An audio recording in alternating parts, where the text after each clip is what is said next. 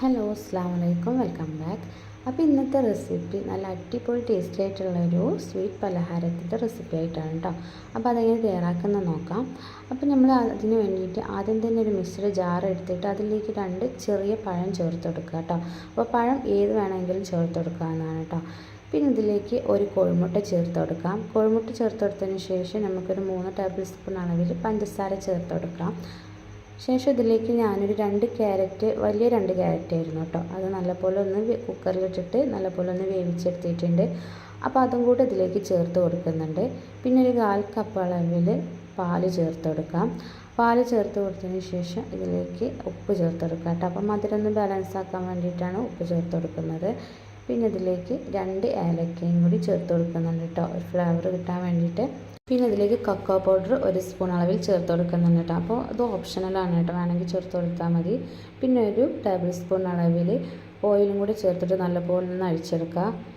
അപ്പോൾ അതാ ഞാൻ നല്ല ഇതിൽ അഴിച്ചെടുത്തിട്ടുണ്ട് കേട്ടോ. ഇനി ഇതൊരു ക്ലീൻ ആയിട്ടുള്ള ഒരു ബൗളിലേക്ക് ഒഴിച്ചു കൊടുക്കാം. അപ്പോൾ ഇത് നല്ല മണമാണ് കേട്ടോ. ഞാൻ അടിച്ചെടുത്തപ്പോൾ തന്നെ നല്ല മണം ഉണ്ടായി, ഏലക്കയുടെയും അതുപോലെ ആ പഴത്തിൻ്റെയും ക്യാരറ്റിൻ്റെയും ഒക്കെ ഒരു നല്ലൊരു മണം കിട്ടുന്നുണ്ട് കേട്ടോ.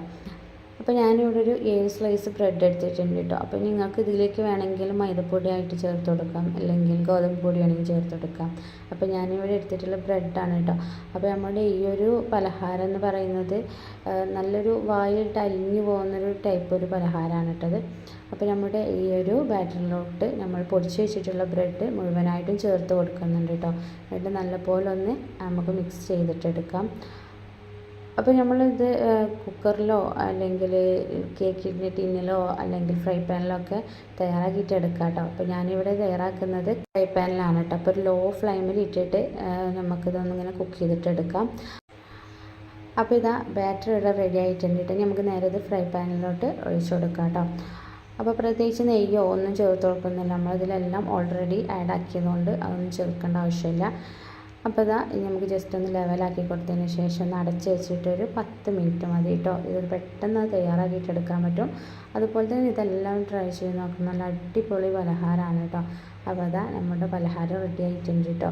അപ്പോൾ ഇത് ഈ ചൂടോടെ കഴിക്കണേക്കാട്ടിയും ടേസ്റ്റ് നമ്മൾ ഫ്രിഡ്ജിൽ വെച്ചൊന്ന് തണുപ്പിച്ച് കഴിക്കുമ്പോഴാണ് കേട്ടോ ഇതിൻ്റെ റിയൽ ടേസ്റ്റ് അറിയുക. അത്രക്കും നല്ല അടിപൊളി ടേസ്റ്റാണ് കേട്ടോ.